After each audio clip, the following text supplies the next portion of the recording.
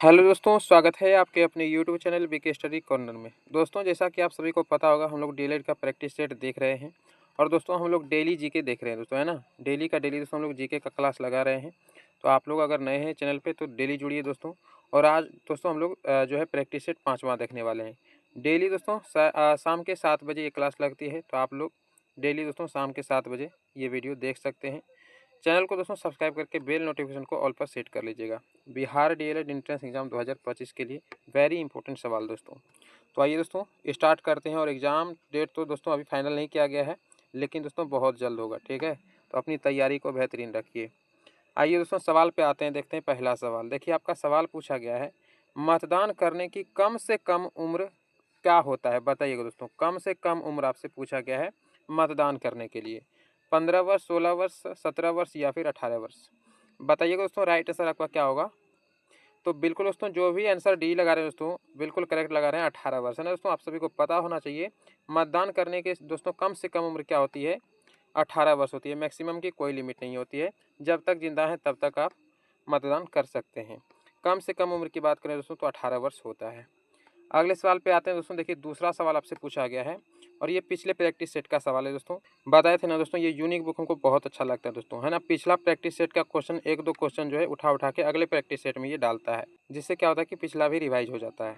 तो आइए दोस्तों देखते हैं दूसरा सवाल। देखिए रॉलेट एक्ट किस वर्ष पारित किया गया था, बताइएगा दोस्तों। आप सभी को पता होना चाहिए, कई बार इस बात का जिक्र कर चुके हैं। तो रॉलेट एक्ट कब पारित हुआ था, ऑप्शन दिया गया 1920, 1918, 1917 या फिर 1919।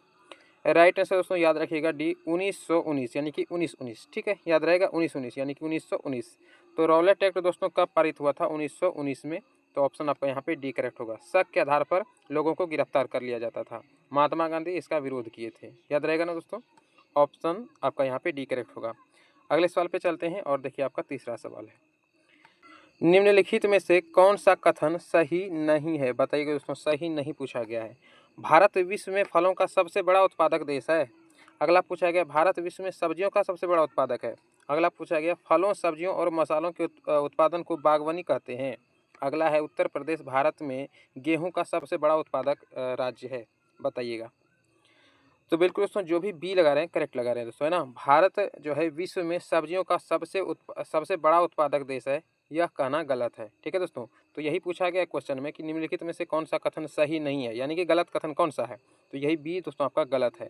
तो यहाँ पे राइट क्या लगाइएगा, आपका बी करेक्ट हो जाएगा, है ना। तो भारत विश्व में सबसे सब्जियों के उत्पादन में सबसे बड़ा देश है, ऐसा नहीं है। तो ऑप्शन आपका बी करेक्ट होगा। अगले सवाल पे आते हैं दोस्तों और यहाँ पे आपका चौथा सवाल देखिए, भारत की स्थलीय सीमा कितने देशों को छूती है, बताइएगा दोस्तों। बिल्कुल दोस्तों पूछा गया सवाल, ये याद रखिएगा। भारत की स्थलीय सीमा कितने देशों को छूती है, बताना है 8, 6, 7 या फिर 5। तो बिल्कुल दोस्तों जो भी सी लगा रहे हैं बिल्कुल करेक्ट लगा रहे हैं, 7 देशों को, है ना दोस्तों। इसको थोड़ा डिटेल में जानने का प्रयास करते हैं। देखिए ये हो गया आपका क्या, गुजरात हो गया, इधर आपका हो गया, थोड़ा टेढ़ा बन गया। ये देखिए कुछ इस प्रकार से आपको लेना है, और इधर हो गया आपका जम्मू कश्मीर वगैरह। फिर आगे आएगा कुछ इस प्रकार से है, फिर इधर आपका ये सिक्किम हो गया, कुछ इस प्रकार से है दोस्तों, है ना। देखिए ये जो आपका हो गया पाकिस्तान हो गया, तो पाकिस्तान एक। इधर दोस्तों आपका यहाँ पे अफगानिस्तान लगता है, 2 हो गया। यहाँ पे दोस्तों चाइना लगता है, 3 हो गया। इधर नेपाल हो गया, 4। फिर अगला यहाँ पे भूटान होता है, तो 5। इधर फिर थोड़ा सा चाइना का एरिया पड़ता है, तो काउंट कर लिए। तो अभी तक कितना हो गया, 1, 2, 3, 4 और ये 5। फिर इधर दोस्तों म्यांमार का पड़ता है, तो इधर म्यांमार का जो पड़ता है ये कितना हो गया, 5 के बाद 6। और इधर दोस्तों एक बांग्लादेश नीचे पड़ता है ना, वो नीचे बांग्लादेश पड़ता है, तो हो गया टोटल 7। तो टोटल यहाँ पे याद रखिएगा दोस्तों, आपका राइट आंसर सी होगा, 7 देशों को छूती है, ठीक है। अगले सवाल पे आइए दोस्तों, यहाँ पे है आपका 5वां सवाल। देखिए विश्व की कितनी प्रतिशत जनसंख्या भारत में रहती है, बताइएगा दोस्तों। टोटल विश्व के बारे में बोला गया, तो विश्व की कितनी प्रतिशत जनसंख्या जो है भारत में निवास करती है। 17.5%, 20%, 16% या फिर 19%, बताइएगा दोस्तों। राइट आंसर यहाँ पे क्या होगा। तो बिल्कुल दोस्तों जो भी ए लगा रहे हैं करेक्ट लगा रहे हैं दोस्तों। यहाँ पे 17.5% हो जाएगा ना, 17.5%।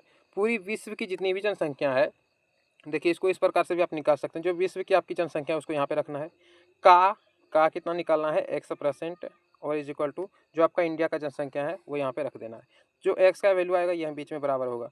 ये जो x का वैल्यू आएगा दोस्तों यही आपका यहाँ पे परसेंटेज निकलेगा। तो पूछा गया पूरे विश्व का कितना प्रतिशत जनसंख्या जो है भारत में निवास कर रही है, दोस्तों याद रखिएगा 17.5%।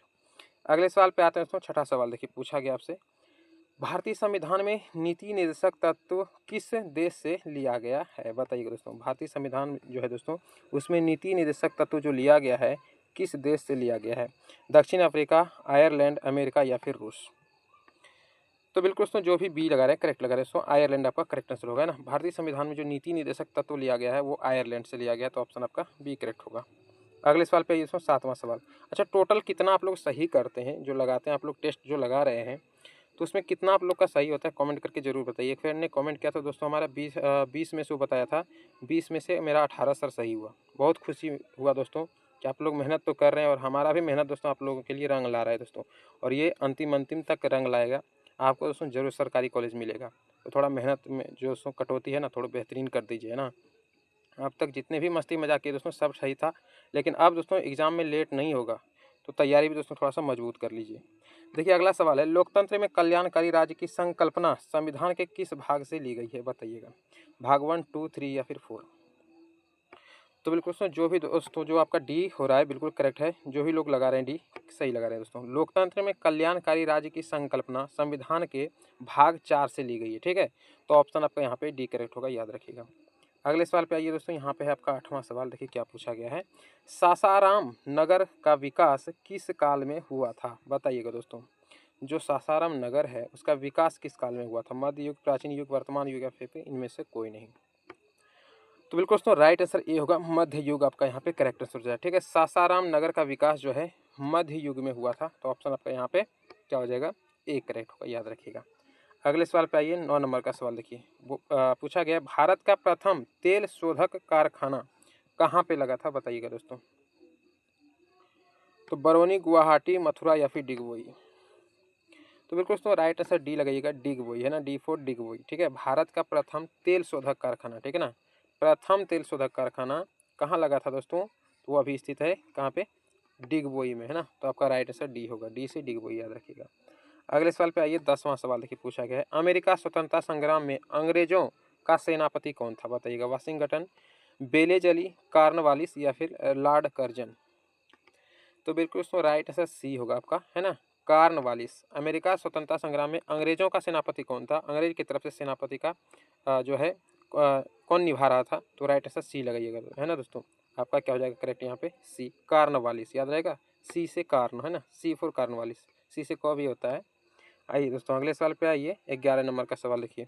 पृथ्वी की सतह का पृथ्वी की सतह का कितना हिस्सा पानी से ढका हुआ है? बताइएगा। 1/4, आधा, 3/4 या फिर 2/3?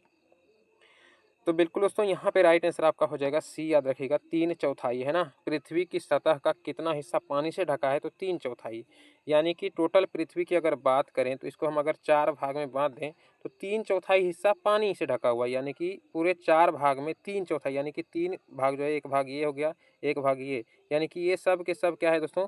पानी से ढका हुआ है। ये सब क्या है? पानी से ढका हुआ है ना, ये सब पानी से ढका हुआ है। एक ही भाग ऐसा होगा जिस पर कि हम लोग रहते हैं।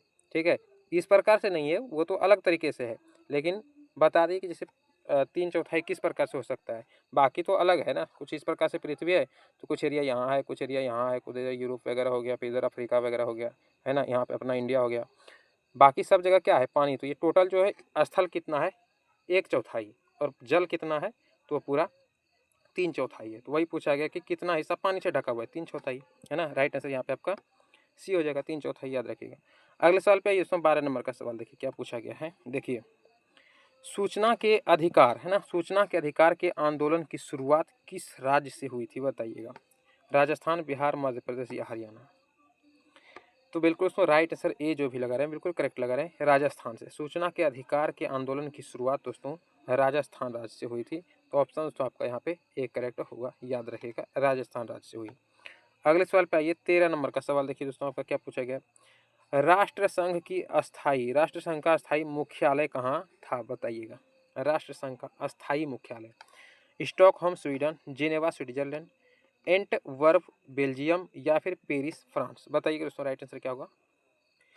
तो बिल्कुल दोस्तों यहाँ पे बी जो भी लगा रहे हैं बिल्कुल करेक्ट लगा रहे हैं, जिनेवा स्विट्जरलैंड आपका करेक्ट आंसर हो जाएगा ना, जिनेवा स्विट्जरलैंड में राष्ट्र संघ का अस्थायी मुख्यालय जिनेवा स्विट्जरलैंड, याद रखिएगा दोस्तों। अगले सवाल पे आते हैं दोस्तों, यहाँ पे आपका 14 नंबर का सवाल देखिए।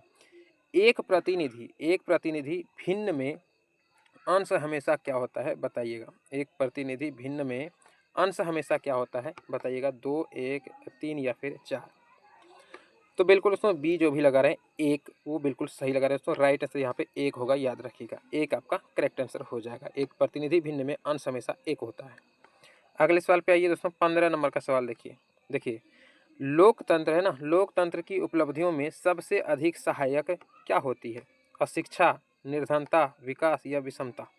तो बताइएगा दोस्तों राइट आंसर क्या होगा, अपने दिमाग से लगाने वाली चीज़ है। तो दोस्तों सी होगा है ना, विकास। लोकतंत्र की उपलब्धियों में बोला गया, तो लोकतंत्र की उपलब्धियों में सबसे अधिक सहायक क्या हो सकती है? शिक्षा कभी हो ही नहीं सकती है, निर्धनता भी तो नहीं हो सकती, विषमता भी नहीं हो सकती है ना। तो विकास ही बचता है ना, विकास ही आपका करेक्ट आंसर है। ऑप्शन सी जो भी लगाए हैं दोस्तों करेक्ट लगाए हैं। अगले सवाल पे आइए दोस्तों, 16 नंबर का सवाल देखिए। पूछा गया आपसे, एक जनता है ना, एक जनता एक साम्राज्य और एक नेता का नारा किसने दिया? बताइएगा। एक जनता एक साम्राज्य और एक नेता, क्या हिटलर ने दिया था, मुसोलिनी ने दिया था, बिस्मार्क या फिर इनमें से कोई नहीं? बताइएगा दोस्तों राइट आंसर क्या होगा।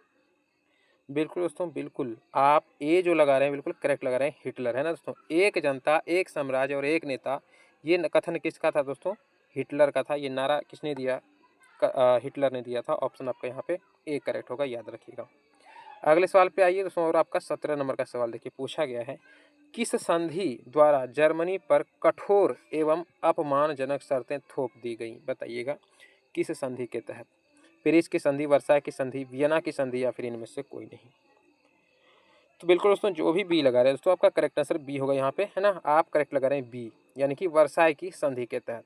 वर्साई की संधि के तहत जो है जर्मनी पर कठोर एवं अपमानजनक शर्तें थोप दी गई।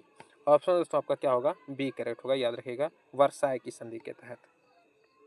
आइए दोस्तों अगले सवाल पे 19 नंबर का सवाल देखिए।